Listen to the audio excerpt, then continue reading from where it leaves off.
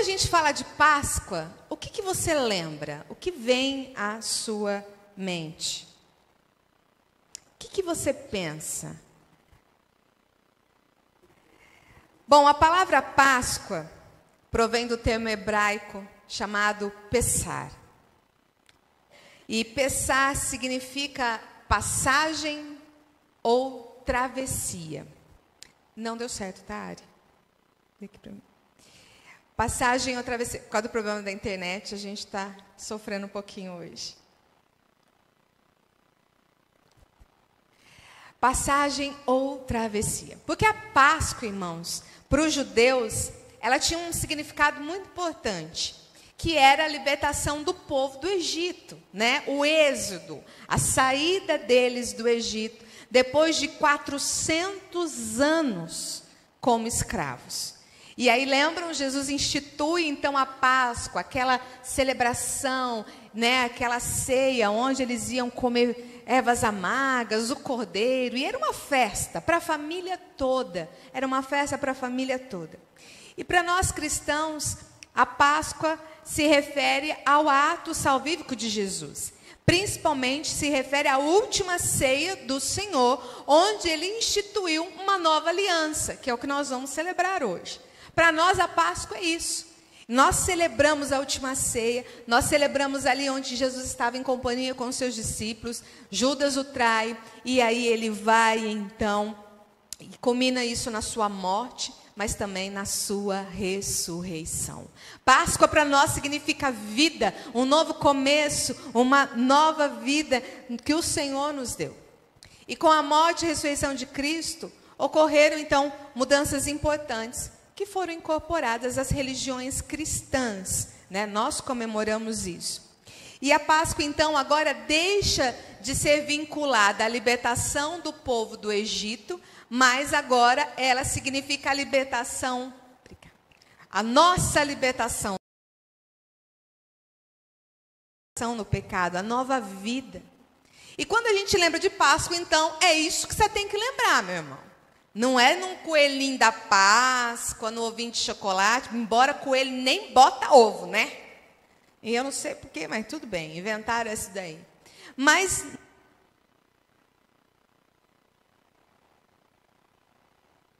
ei, som, voltou. Mas não é assim, né? A nossa Páscoa é Cristo Jesus, o Cordeiro Santo, aquele que veio para salvar a minha vida e a sua vida.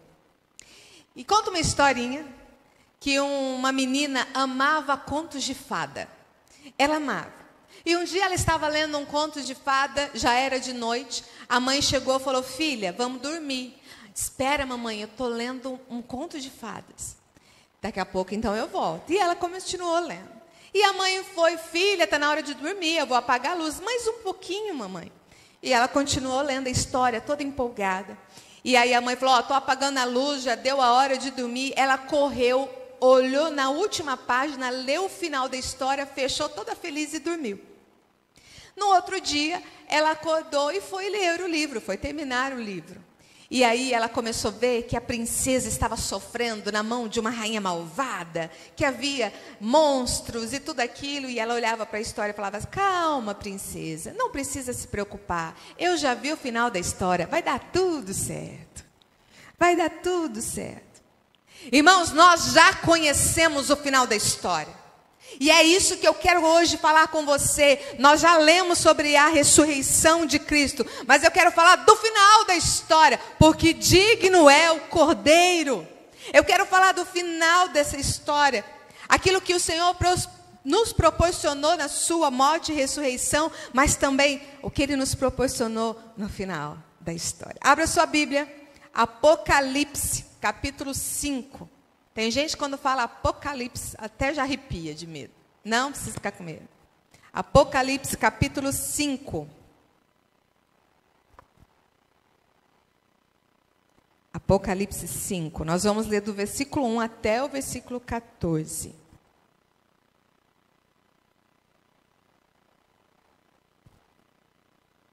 Eu estarei projetando a versão que eu vou estar lendo, tá bom? A palavra do Senhor diz assim: Então vi na mão direita daquele que está sentado no trono um livro em forma de rolo, escrito de ambos os lados e selado com 7 selos.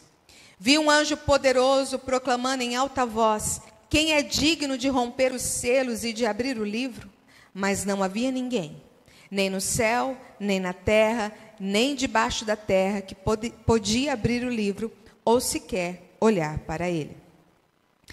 Eu chorava muito, porque não se encontrou ninguém que fosse digno de abrir o livro e de olhar para ele. Então um dos anciãos me disse: não chore.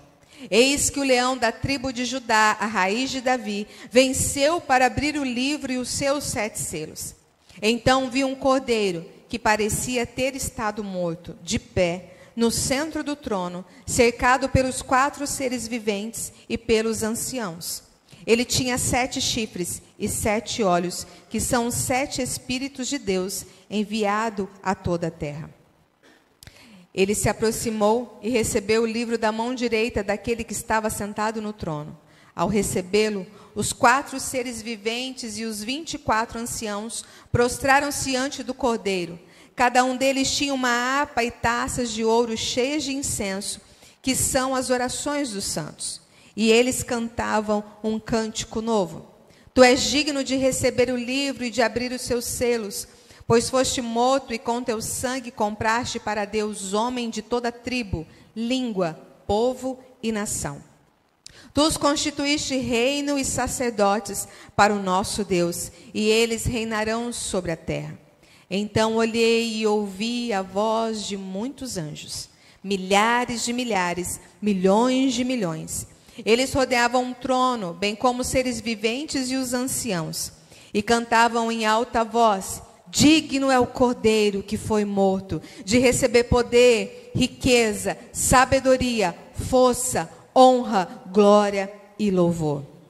Depois ouvi todas as criaturas existentes no céu, na terra, debaixo da terra e no mar, e tudo que neles há, que diziam: aquele que está sentado no trono e ao cordeiro, sejam o louvor, a honra, a glória e o poder para todos sempre. Os 4 seres viventes disseram amém, e os anciãos prostraram e o adoraram. Amém? Quando a gente fala Apocalipse, muitos já ficam com medo, não gostam, né? Mas Apocalipse é um livro maravilhoso, fantástico. Ele foi escrito pelo apóstolo João, tá? João escreveu ele na ilha de Patmos. E quando João escreve Apocalipse, ele era o último apóstolo vivo. Todos os outros já estavam mortos. E então, naquela época, né, era governado por Dominiciano. E ele prende João, porque eles já haviam matado todos e viram que a igreja só crescia. Não diminuía, mas ela crescia com os mártires. E então, eles falaram: não vão matar João, vão prender ele. E eles prenderam. E eu já aprendo logo de cara nesse texto que quando o mundo fecha as portas, quando o homem fecha as portas, o Senhor abre o céu. Porque mesmo na prisão, o Senhor deu uma visão para João. João é transladado e lá no céu ele recebe a revelação do próprio Deus sobre o que haveria de vir. E o que nós acabamos de ler é parte da revelação final que Deus entregou para a sua igreja. E isso, irmão, deveria trazer conforto para o nosso coração. E não medo. E não medo. Sabe como é chamado o Apocalipse no meio teológico? O livro da esperança. É aqui que nós temos a esperança do porvir, a esperança de estarmos com o Senhor. Eu não sei se você já assistiu aquele filme, havia uma série, né, de 4 filmes, Deixados para Trás. Quem assistiu? Dá medo depois, né? Porque a gente vê a história, né, mais ou menos, e eles são antigos esses livros, esse filme. Era uma série de 4 filmes, e nós assistimos. E eu lembro que a primeira vez que nós assistimos, eu e o Lucas éramos casados de pouco tempo. E aí, no outro dia, eu acordei, eu estava impactada com aquele filme. E eu acordei, o Lucas não estava em casa, o Lucas não estava na cama. Eu falei: Jesus amado, o senhor voltou e eu fiquei? Né? Porque ele é um filme que nos chama a atenção. E hoje eu queria fazer uma leitura expositiva desse texto, então fica com a sua Bíblia aberta em Apocalipse capítulo 5. Nós vamos ler versículo a versículo e vamos, então, explicando ele. Obrigada, amor. E nós vamos explicando, então, cada um deles. O versículo 1 diz assim: então vi na mão direita daquele que está sentado no trono um livro em forma de rolo, escrito de ambos os lados, e selado com 7 selos. João olha e vê um trono. E ele vê que havia um ser todo-poderoso com um livro, um rolo, porque naquela época os livros deles não eram como os nossos, era um pergaminho enrolado. Um rolo escrito de ambos os lados com 7 selos. E ele estava com aquele rolo na mão direita. Hoje vocês vão entender muitas coisas do Apocalipse. Muita gente não gosta do Apocalipse justamente por causa disso, porque há muita simbologia. Então, hoje vocês vão entender algumas coisas. Mão direita no Apocalipse significa poder, símbolo de poder. Trono, autoridade, majestade, símbolo de majestade. O livro estava escrito em ambos os lados, ou seja, a história da humanidade. A história da humanidade. Irmão, sabe qual é a visão que João nos ensina? É que o universo não é governado pelos poderosos, pelos governantes, por cúpulas políticas, mas o universo tem um alto e sublime trono, onde o Rei dos Reis está sentado naquele trono e tem na sua mão direita a história de toda a humanidade. É Ele quem comanda. Mas vai dizer que esse rolo tinha 7 selos. 7, em toda a Bíblia, significa perfeição, número completo, perfeito. Ou seja, irmãos, a história não caminha para o caos, a história não caminha para o desalento, a história tem início, tem meio e tem fim. Ela não fugiu do controle do Senhor. Ele criou todas as coisas. Ele enviou o seu Filho e Ele em breve voltará para consumar a história perfeita que Ele nos deu. Ela é perfeita, a história que Ele nos deu. Mas o versículo 2 e 3 continua. Vi um anjo poderoso proclamando em alta voz: quem é digno de romper os selos e de abrir o livro? Mas não havia ninguém, nem no céu, nem na terra, nem debaixo da terra, que podia abrir o livro, ou sequer olhar para ele. Aqui começa um pouco do desespero, porque nós sabemos que Deus tem o controle de todas as coisas nas suas mãos. Mas nós, seres humanos, temos uma necessidade tremenda de saber o que vai acontecer, não é? A gente é curioso, a gente fica na ansiedade, a gente quer saber o que vai acontecer amanhã, a gente quer saber o que vai acontecer depois, a gente tem aquele... Ei, a bateria está acabando. Acabou, está piscando aqui. Mas está cheio. Bom, porque não tem coisa que desperte mais ansiedade em nós do que a incerteza.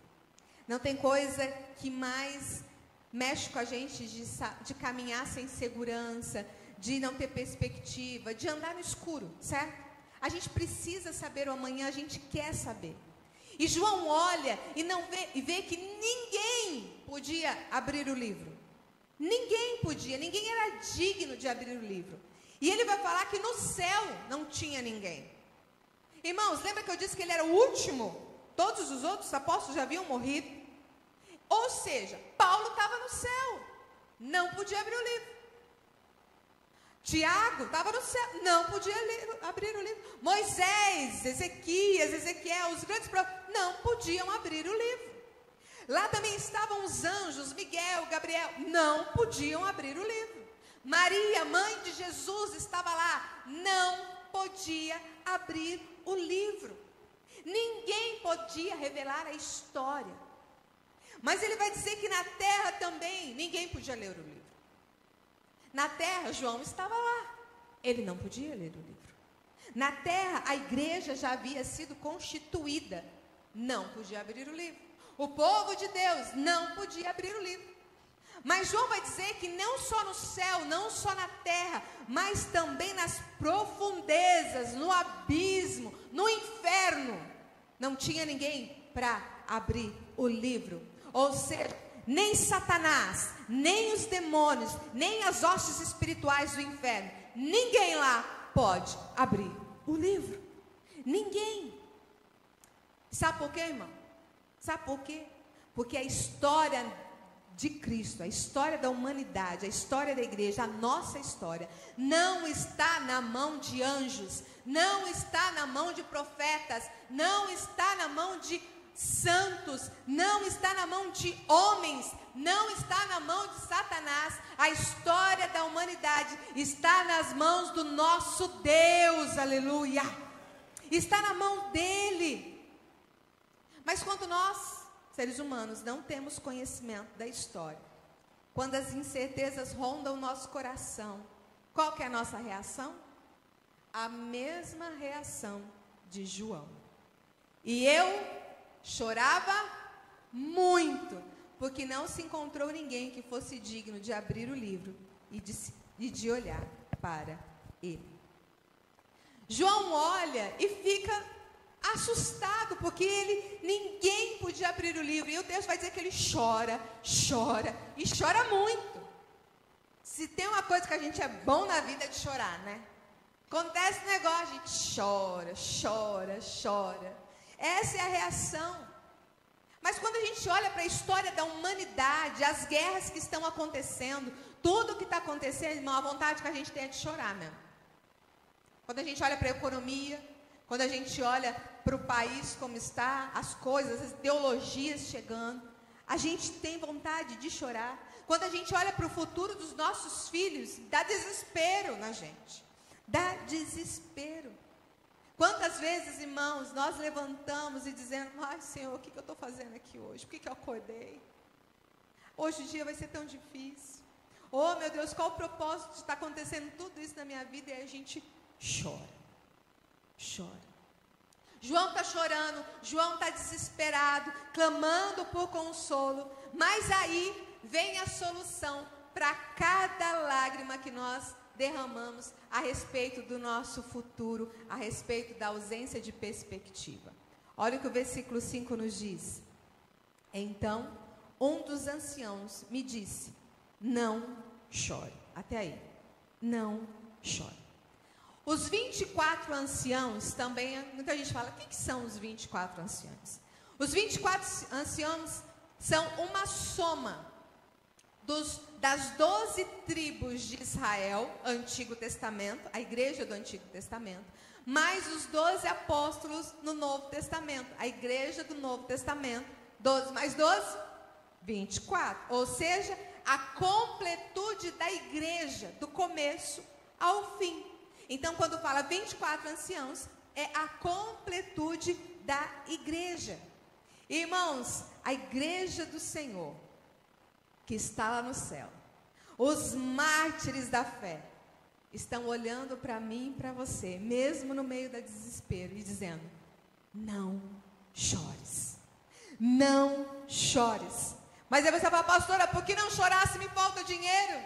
Por que não chorar se me falta emprego? Por que não chorar se me falta saúde? Por que não chorar se o meu casamento está em crise? Por que não chorar? Eu só tenho motivo para chorar. Eu estou vivendo meio a depressão, a angústia, a ansiedade está me definhando. Por que não chorar? A resposta continua no versículo: porque eis que o leão da tribo de Judá, a raiz de Davi, venceu para abrir o livro e os seus 7 selos. Aleluia! Ele venceu. O Cordeiro não vencerá, meu irmão. O Cordeiro já venceu. Ele já venceu. A vitória não é futura, a vitória é agora. O Cordeiro já venceu. E Ele é capaz de conduzir a história da minha vida, da sua vida e de toda a humanidade. Aleluia! Mas o texto continua, eu disse que era expositiva hoje. Versículo 6.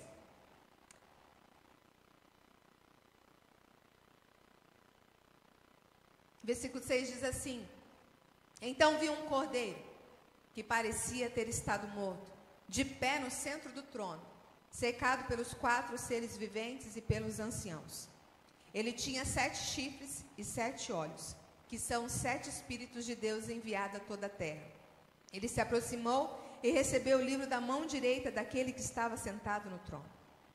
Aqui a história parece encoberta aos nossos olhos, mas ela não está. Porque Deus entregou o livro da história da humanidade nas mãos de Jesus. Ele entregou nas mãos de Jesus. E Jesus decidiu revelar para nós os segredos da existência, os segredos, os mistérios escondidos aos sábios, aos ricos, dos conhecedores da lei. Lembra? Eu vim para eles e eles não me reconheceram. Mas ele se revelou aos humildes, aos pobres de espírito, para aqueles que tinham o coração quebrantado, aqueles que não tinham favor aos olhos da humanidade.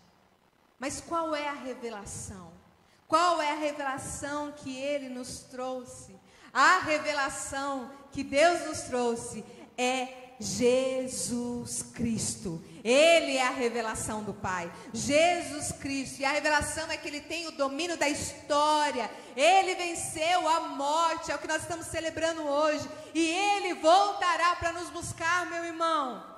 Ele, em breve, os céus serão abertos, a trombeta será tocada e a igreja será arrebatada, e nós, como a noiva de Cristo, estaremos junto com Ele cantando: Santo, Santo, Santo é o Senhor Todo-Poderoso, aleluia. Mas a pergunta é: por que Deus entregou o livro nas mãos de Jesus? Porque Ele era digno. Porque no começo, João disse que não havia ninguém que era digno de abrir o livro. Mas Jesus era digno. E por que Ele era digno?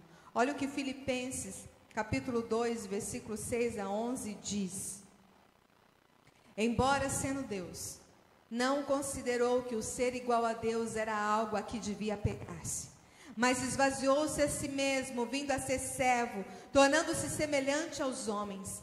E sendo encontrado em forma humana, humilhou-se a si mesmo e foi obediente até a morte, morte de cruz. Por isso Deus o exaltou à mais alta posição e lhe deu um nome que está acima de todo nome, para que ao nome de Jesus se dobre todo o joelho, no céu, na terra e debaixo da terra, e toda língua confesse que Jesus Cristo é o Senhor, para a glória de Deus Pai, aleluia. Jesus é digno, Ele é digno. Mas na visão que nós lemos, do versículo anterior, disse que os anciãos falam que vem um leão. Mas quando João olha, ele vê um cordeiro como parecia ter estado morto. Ou seja, Jesus, o Cordeiro de Deus que tira o pecado do mundo, estava lá, com as suas cicatrizes, as suas marcas da crucificação. Ele foi um cordeiro, é o que está em Isaías 53, 7. Ele foi oprimido e afligido, contudo não abriu a sua boca. Como um cordeiro foi levado para o matadouro, e como uma ovelha que diante dos seus tosqueadores fica calada, ele não abriu a sua boca. Jesus foi o cordeiro, e ele não abriu a sua boca. Ele sofreu por mim, ele sofreu por você. Mas o cordeiro que fala no texto, fala que ele tinha 7 chifres, 7 olhos. Quando a gente pensa num cordeiro, a gente pensa naquele bichinho bonitinho que eu pus lá no começo, fofinho. Mas esse não. Ele tinha 7 chifres, 7 olhos, mais uma aranha, mas era um cordeiro. Irmão, chifre, no Apocalipse e em toda parte da Bíblia a gente vai encontrar isso, é símbolo de autoridade também. Lembram como os profetas eram ungidos, os reis eram ungidos? Pegavam um chifre, enchia de azeite e derramavam sobre a cabeça deles. Por isso, o chifre aqui significa autoridade, poder. Mas quantos chifres ele tinha? 7 significa o quê? perfeição. Sabe por quê, irmão? Porque Jesus Cristo é o Todo-Poderoso. Ele tem todo o poder no céu, na terra e debaixo da terra. Ele tem todo o poder, ele é onipotente. Lembra que nós estudamos sobre isso já pregamos? Mas aí vai dizer que ele tem 7 olhos. 7 olhos.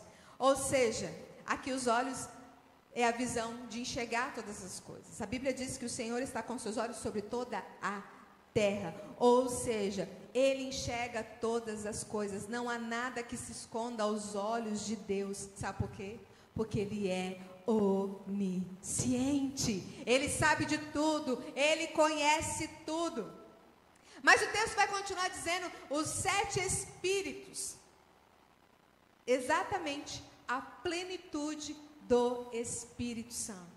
Ou seja, o Espírito Santo de Deus está em todos os lugares, meu irmão. Ele está aqui testificando no meu coração, no seu coração, mas Ele também está onde o seu povo está reunido em outros lugares. Ele também está lá no hospital, Ele também está em outros lugares, porque o seu Espírito está sobre toda a terra.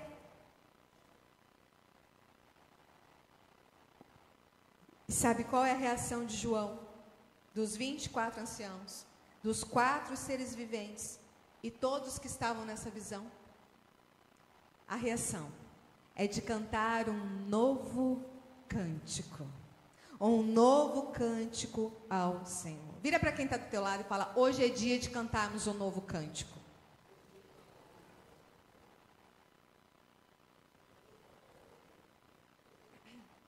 Olha o que diz o versículo 8 e o versículo 9 e 10. Ao recebê-los, os 4 seres viventes e os 24 anciãos prostraram-se diante do Cordeiro. Cada um deles tinha uma harpa e taças de ouro cheias de incenso, que são as orações dos santos. E eles cantavam um cântico novo: Tu és digno de receber o livro e de abrir os seus selos, pois foste morto, e com teu sangue compraste para Deus homens de toda tribo, língua, povo e nação. Tu constituíste reino e sacerdote para o nosso Deus, e eles reinarão sobre a terra. Irmão, você consegue imaginar essa cena? Você consegue imaginar essa cena? Eles diante do Cordeiro, prostrado no chão e cantando um novo cântico. Os 24 anciãos, a completude da igreja, os 4 seres viventes. Quais são os 4 seres viventes? Ezequiel vai dizer que é leão, bezerro, homem e águia. Ou seja, toda criatura de Deus. Toda criatura criada por Deus. E aí ele vai dizer que eles estão com harpas e taças de ouro que representam as orações dos santos. Irmão, Deus recebe a minha oração, a sua oração, como algo excepcional. O ouro é algo excepcional para o Senhor, tem um valor grandioso, e Ele recebe as nossas orações como um cântico novo. Como um cântico novo. A morte e a ressurreição de Jesus comprou para Deus, vai dizer no final do versículo, toda tribo, toda língua, todo povo, toda nação, e os constituiu sacerdotes, aleluia. Ou seja, Jesus comprou para mim e para você agora o livre acesso ao nosso Deus. O véu foi rasgado, agora não precisamos mais do sumo sacerdote ir até o Senhor, porque eu e você temos o livre acesso, aleluia. Mas o cântico continua, e é como se fosse uma apresentação de orquestra. Vai entrando um pouquinho, depois vai entrando mais outro pouquinho, depois vai entrando mais outro pouquinho. Entrou 24 anciões e os 4 seres viventes. Agora o versículo continua não só com os 24 anciãos, mas os 4 seres viventes, mas vai vir mais gente. Ó, versículo 11. Então olhei e ouvi a voz de muitos anjos. Quantos, João? Milhares de milhares e milhões de milhões. Eles rodeavam o trono, bem como os seres viventes e os anciãos, e cantavam em alta voz: digno é o Cordeiro que foi morto de receber poder, riqueza, sabedoria, força, honra, glória e louvor, aleluia. Você tem noção, irmão? Milhares e milhares, milhões e milhões de anjos estavam adorando ao Senhor em alta voz. E você tem vergonha de dizer glória a Deus e aleluia no culto. Os anjos, os 24 anciãos, os seres viventes, todos estavam louvando em alta voz. Ah, mas pastora, nós somos presbiterianos independentes. Irmão, os anjos, a igreja, louvavam ao Senhor. Quebra esse tabu na tua vida, meu irmão. Quebra isso. Porque a coisa mais maravilhosa que nós temos na vida é podermos glorificar ao Rei dos Reis, ao Senhor dos Senhores, em alta voz, em baixa voz. Mas glorifica a Deus, meu irmão. Glorifica a Ele. Mas esse ato continua, não só os 24 anciãos, os seres viventes e os milhões de anjos, mas aí o versículo 13 vai dizer: depois ouvi todas as criaturas existentes no céu, na terra, debaixo da terra e no mar, e tudo que neles há, que diziam: aquele que está sentado no trono e ao Cordeiro, sejam o louvor, a honra, a glória e o poder para todos sempre. E os 4 seres viventes disseram: amém. E os anciãos prostraram-se e adoraram, e o adoraram. Irmãos, essa passagem nos mostra que o sacrifício de Cristo na cruz não só abre o caminho para a nossa salvação, mas ele também é o fundamento da nossa adoração. É o fundamento da adoração. Meus irmãos, a história da humanidade não está abandonada. Tem um Deus conduzindo ela. Nós não estamos abandonados. Jesus está cuidando de mim. Jesus está cuidando de você. E é por isso que nós temos que viver uma vida em alegria, exultantes, adorando, louvando, glorificando ao nosso Senhor. Irmãos, porque Jesus venceu, os 24 anciãos cantaram, dizendo: digno é o Cordeiro. Porque Jesus venceu, os 4 seres viventes cantaram: digno é o Cordeiro. Porque Jesus venceu, milhares e milhares, milhões e milhões de anjos estão cantando: digno é o Cordeiro. Porque Jesus venceu, toda a criatura no céu, na terra, debaixo da terra e no mar estão cantando: aquele que está sentado no trono e ao Cordeiro, sejam o louvor, a honra, a glória e o poder para todo sempre. Aleluia! Aleluia! Irmãos, hoje é manhã de Páscoa. É manhã de Páscoa. O Senhor quer que a gente recorde a Páscoa, mas não só lembrando o ato salvífico da cruz, o sofrimento dele, mas lembrando o final da história, aleluia, de todos aqueles que o receberam e estarão com ele.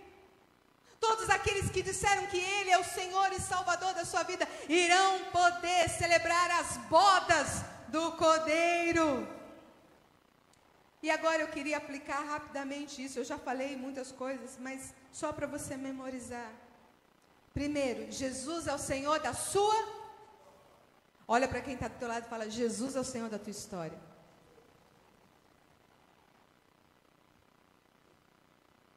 Irmão, Jesus é quem conduz a história da humanidade. É Ele quem levanta reis, é Ele quem abate reis. É Ele quem levanta presidentes, é Ele quem abate presidente. É Ele quem conduz a história da humanidade. Não há acaso, no céu não tem acaso. Ele está conduzindo a sua história, mesmo que você não consiga ver, mesmo que você não está entendendo, Ele está conduzindo a sua história.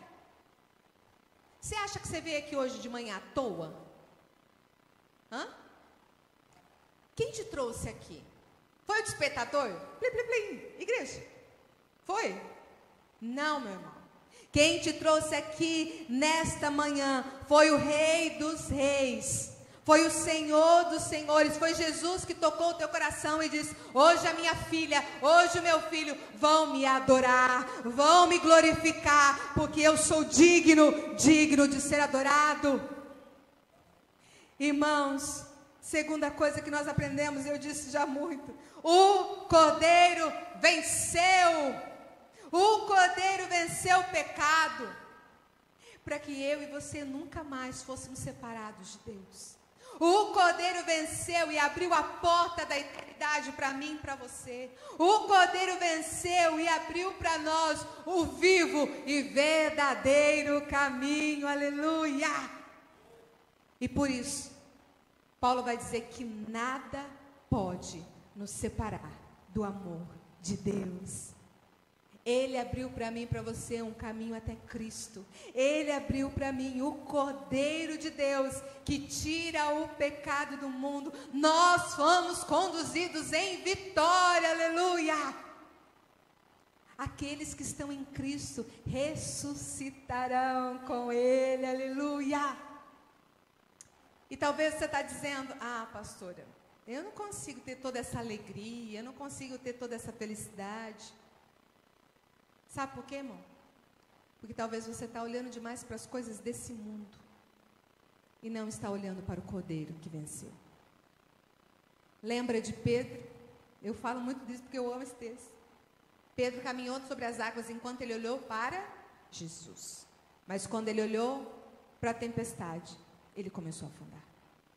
Talvez você não está feliz, não tenha essa alegria, porque as aflições do dia a dia, as lutas do seu dia a dia, têm tirado os seus olhos de Cristo, têm tirado os seus olhos do Senhor. Irmão, você pode ser pobre na terra, mas no céu você vai ser rico. Você pode ser fraco aqui nesse mundo.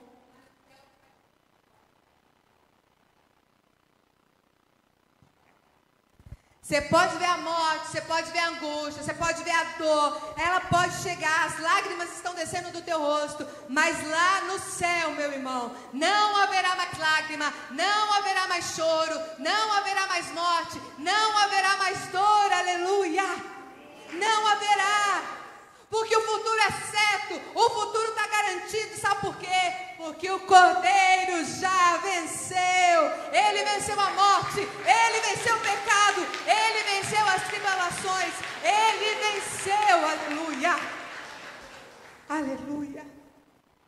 E porque ele venceu, irmãos, nós chegamos ao terceiro ponto. Essa palavra me empolga. Não tenha medo, porque ele venceu. Não tenha medo. Mas pastor, você não sabe de nada. Terça-feira eu tenho uma reunião complicada. Terça eu tenho um médico. Vou receber um diagnóstico complicado. Eu preciso ter uma conversa delicada com meu esposo, com a minha esposa. É dia de tomar decisão difícil. Não tenha medo. Sabe por quê, irmão? Porque a sua vida não se resume a isso. A sua vida não se resume a momentos. Não tenha medo, porque tudo que eu e você precisamos já foi provido na cruz do Calvário. Já foi provido. E o que são essas coisas, irmãos, comparado ao que está por vir, o final da história? Olha o que 1 Coríntios 2,9 vai dizer. Mas como está escrito: nem olhos viram, nem ouvidos ouviram, nem jamais penetrou em coração humano o que Deus tem preparado para aqueles que o amam. Aleluia! Quem ama o Senhor aqui? Amém. Então, meu irmão, tem algo maravilhoso te esperando. Tem algo maravilhoso te esperando. Irmãos, hoje já é maravilhoso nós aqui cantando, louvando, adorando ao Senhor. Imagine lá, todo mundo cantando, todo mundo exaltando ao Senhor, ao Rei dos Reis. Todos nós cantando louvores ao Deus, pela sua santidade, pelas suas maravilhas, pela sua beleza. Irmão, esse dia vai chegar. Esse dia vai chegar. Então, vai aprendendo a cantar aqui. Canta aqui. Adora aqui. Exalta aqui. Porque senão, se chegar lá, você vai passar vergonha, meu irmão. Adora aqui. Tem irmão que no louvor não abre a boca. Meu irmão, não é para mim. Não é para o grupo de louvor. É para o Senhor, irmão. Isso dói meu coração quando eu vejo. Ah, pastor, eu não sei o hino. Tudo bem, aí você lê lá, tudo bem. Mas, irmão, adore o Senhor. Nós não estamos aqui simplesmente para sentar num banco da igreja e ficar ouvindo. Nós estamos aqui para adorar aquele que vive, para adorar o Rei dos Reis, o Senhor dos Senhores, o Cordeiro que é digno. Se os anjos fazem isso, se os anciãos fazem isso, os seres viventes, os seres debaixo da terra, por que eu e você não fazemos? Não fique com medo. Jesus está no controle da sua vida. Ele está guiando cada centímetro da nossa vida. Mesmo que a gente não está entendendo, mas Ele está. Por isso Ele entregou a vida dEle por amor a mim. Ele está no controle por você. Irmão, sabe o que o Senhor está dizendo para nós essa manhã? Não se preocupe com amanhã. Eu já venci por você. Não tenha medo. Irmão, existe algo novo de Deus nessa manhã sobre nós. Algo novo, uma adoração que nós precisamos dar para Ele. A gente precisa tirar os olhos do mundo, das coisas desse mundo e colocar os nossos olhos nos altos céus, no Senhor. Davi já dizia isso. Eu olho para o céu, para os altos. De onde me vem o socorro? Deus tem chamado a igreja para tirar os olhos da sua estrutura, das paixões e prazeres que esse mundo nos dá, e olhar para as belezas que vencem a morte. Deus tem chamado a igreja para voltar o seu coração para Ele, dizendo: ó amado da minha alma, só Tu és digno de ser adorado, pois Tu é a honra, Tu é a glória, Teu é o louvor, Teu é o domínio, Teu é o poder, porque Tu és santo, santo, santo, digno é o Cordeiro. É isso que nós estamos celebrando hoje. Celebrando o final da história. O final da nossa história será com Cristo Jesus. Com Cristo Jesus nós estaremos, porque digno é o Cordeiro. Se coloque de pé. Vamos cantar essa canção, declarando que Ele é o Cordeiro, digno de todo louvor, de toda honra e de toda glória.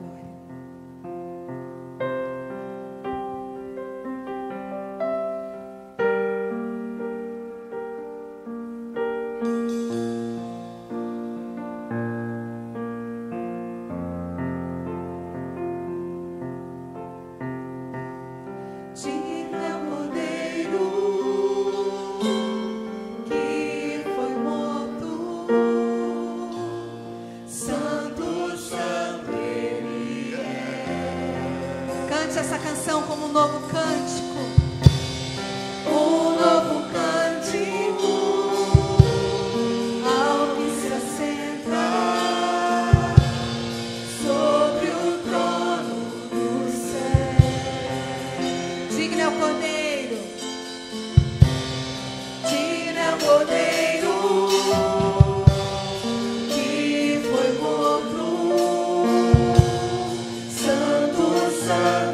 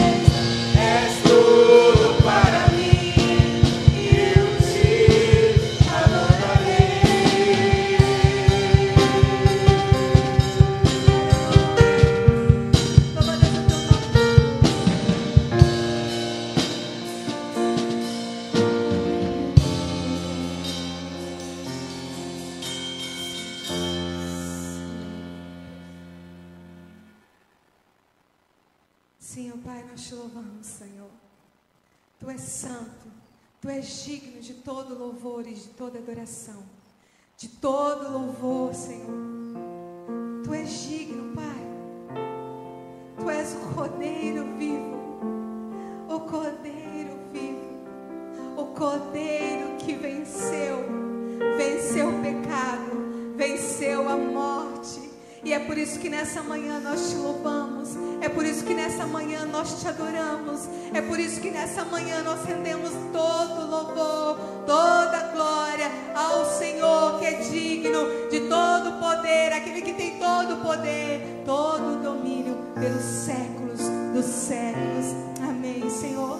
Que nessa noite nós possamos declarar todos juntos, Pai: digno é o Cordeiro, digno é o Cordeiro de receber toda a honra, toda a glória, todo o louvor, toda a majestade e todo o domínio. Nós te louvamos, Pai, nós te exaltamos nessa noite, nessa manhã, Senhor, no nome de Jesus.